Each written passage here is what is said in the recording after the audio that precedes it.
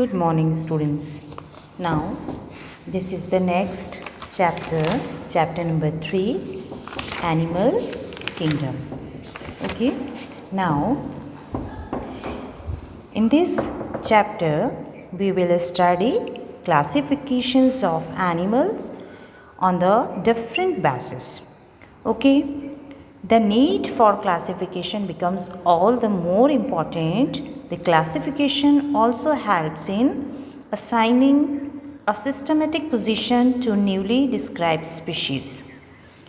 यहाँ हम देखेंगे कि क्लासिफिकेशन की नीड क्यों हुई है, ताकि सारी स्पीशीज़ जो नई स्पीशीज़ डिस्कवर्ड हो रही हैं और जो पुरानी स्पीशीज़ ऑलरेडी डिस्कवर्ड हैं उनको एक सिस्टमेटिक पोजीशन मिले और उनको उनकी पोजीशन के अकॉर्डिंग आसानी से आइडेंटिफाई किया जा सके. On the basis of fundamental features common to various individuals in relation to the arrangement of the cells, body symmetry, nature of the coelom, pattern of digestive system, circulatory system and reproductive system. These are features are used as the basis of animals classification, as the sum of them are discussed here. Now हम बहुत सारे ऐसे fundamental features की study के आधार पर animals को easily study कर सकते हैं और उन्हें सिस्टमेटिक क्लासेस में डिवाइड कर सकते हैं, उन्हें एक सिस्टमेटिक पोजीशन दे सकते हैं. वो फंडामेंटल फीचर्स क्या हैं? उनका बॉडी स्ट्रक्चर, उनका cell organization, body symmetry, coelom and digestive system, circulatory system, etc. Okay, every organism have different type of morphological features, different type of physiological features. So on the basis of these features we can divide easily all animal. Now first feature is levels of organization. Now all members of animals are multicellular. All of them do not exhibit the same pattern of organization of the cell. For example, sponges. Cells are arranged as loose, okay, or they exhibit cellular level of organization. जितने भी sponges होते हैं उनकी body cellular होती है. Cellular it means body consist of only cell. Okay, tissue और organs का formation उनकी बॉडी में नहीं होता है. Now some division of labour occur among the cells. और वर्किंग या जो बॉडी में लेबर डिवीज़न होता है या उनकी बॉडी में वर्क, जैसे आपकी बॉडी में हर एक ऑर्गन का डिफरेंट वर्क है. हैंड्स का अलग है, आइज़ का अलग है. सिमिलरली स्पंजेस की जो लेवल ऑफ ऑर्गेनाइजेशन है, चूँकि वो ग्रेड सेलुलर ग्रेड है, सो दैट्स वाई उनकी सेल्स में ही लेबर डिवीज़न होता है. In coelentrates, the arrangement of cell is more complex as compared to sponges. Here, the cells performing the same function are arranged into tissues. So, in coelentrate, tissue level of organization present. Coelentrates next phylum है जो complex phylum की category में आता है as compare to sponges.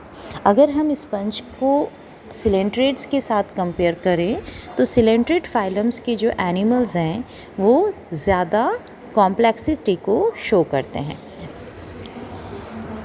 इनकी बॉडी में sales tissues में कन्वर्ट हो जाती है, मतलब टाइटली अरेंजमेंट हो जाता है. ग्रुप ऑफ द सेल क्या कहलाता है बच्चों? टिश्यू. तो टिश्यू का फॉर्मेशन अगर आपको देखने को मिलेगा तो फाइलम सिलेंट्रेट से स्टार्ट हो जाता है. नाउ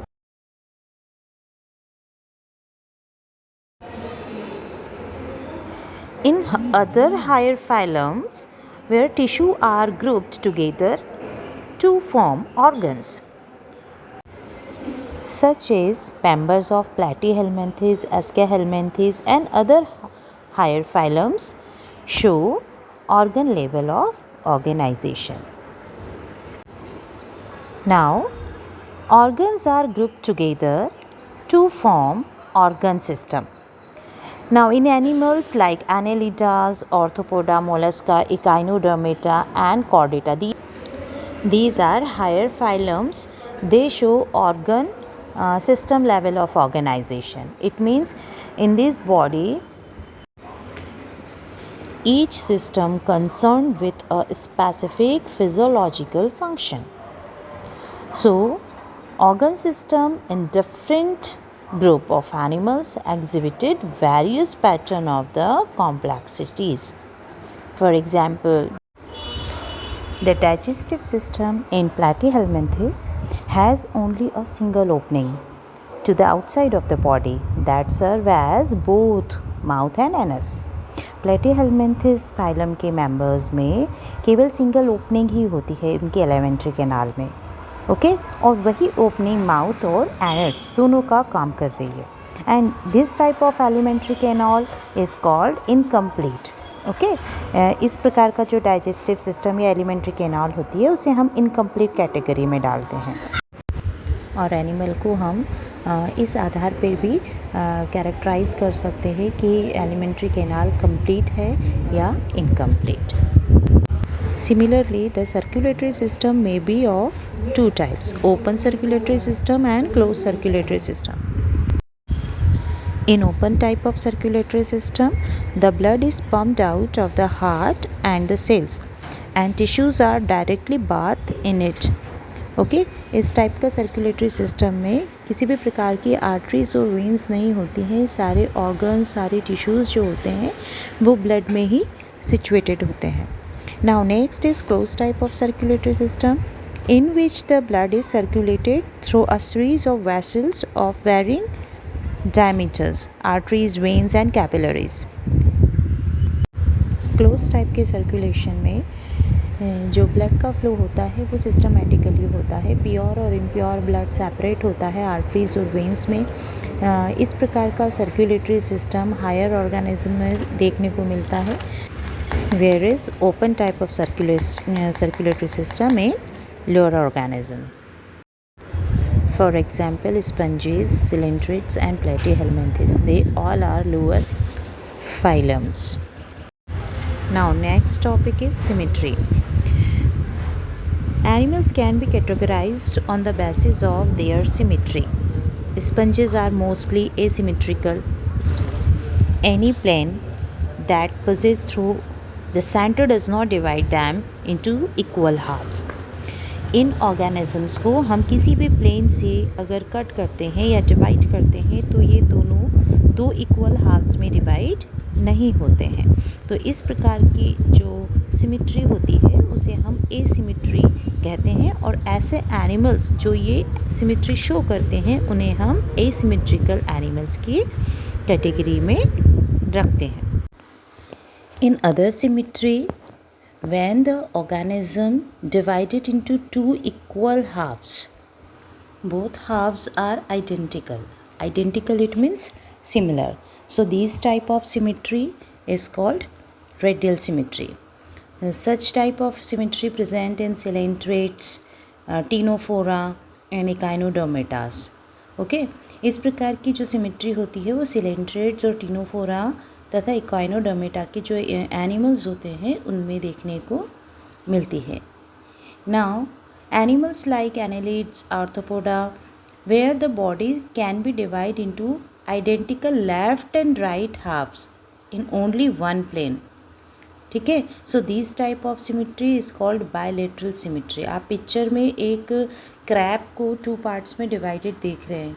ओके, इस प्रकार की जो सिमिट्री होती है जब body two equal identical parts में लेफ़्ट एंड राइट पार्ट्स में डिवाइड हो जाती है तो हम इस प्रकार की सिमिट्री को बायलेटरल सिमिट्री कहते हैं. नाउ नेक्स्ट टॉपिक है diploblastic and triploblastic organization. On the basis of embryonic layers, animal also divided into two parts, two groups, diploblastic animal and triploblastic animal. When the cell are arranged in two embryonic layers, an external ectoderm and internal endoderm. So this type of arrangement called diploblastic animal.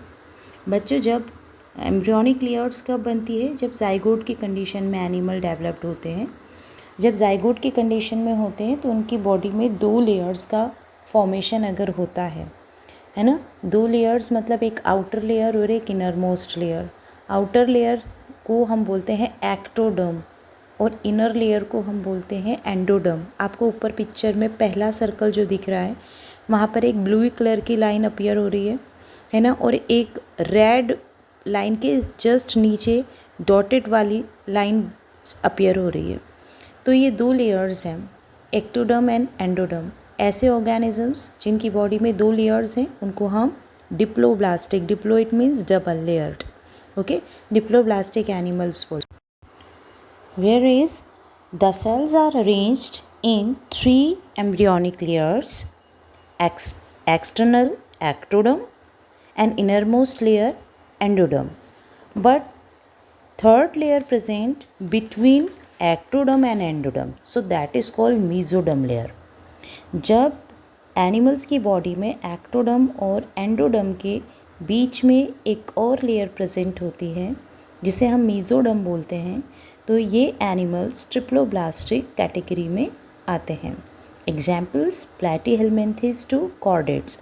Okay, platyhelminthes phylum से लेकर chordates phylum तक के सारे organisms को हम triploblastic category में ही रखते हैं because they all are higher organism, है ना। इनकी बॉडी में हमें टिश्यू ग्रेड और ऑर्गन ग्रेड ऑर्गेनाइजेशन देखने को मिलता है और इनमें जो ट्रिप्लोब्लास्टिक कंडीशन इसीलिए होती है क्योंकि ये डेवलप्ड एनिमल है।